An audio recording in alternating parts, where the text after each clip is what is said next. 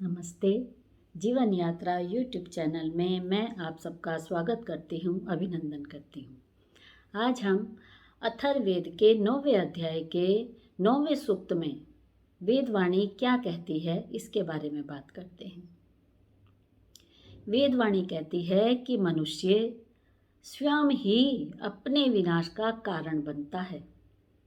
कैसे बनता है इसके बारे में परमात्मा कहते हैं कि जब आत्मा हमारे शरीर में प्रवेश करती है या जब आत्मा शरीर प्राप्त करता है, तब 5 ज्ञानेंद्रियां और मन आत्मा के साथ ही शरीर में प्रवेश करते हैं और बुद्धि तत्व भी इसी आत्मा के साथ रहता है। हमारा शरीर एक रथ के समान है और हमारी आत्मा रथी है। रथी कहते हैं रथ में बैठने वाला।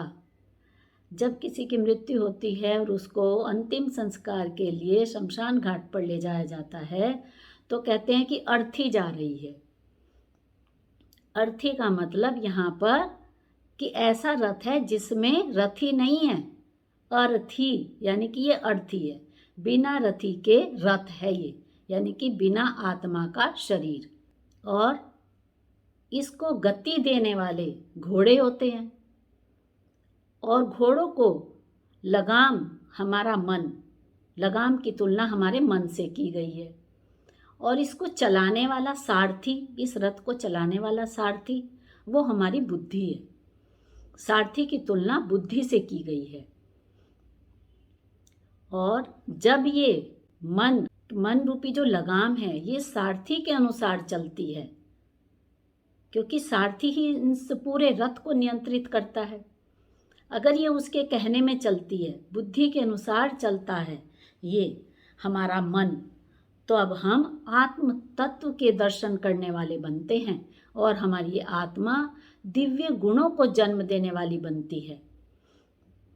और जब हमारा मन की जो लगाम है वो सारथी यानी कि बुद्धि के अनुसार नहीं चलती और विषयों में ले जाकर क्षणिक आनंद के भोगों में फंस जाती है, जो प्राकृतिक वस्तुएं होती हैं जो हमें क्षणिक सुख देती हैं, उनमें फंसकर हमारा विनाश करने वाली बनती हैं।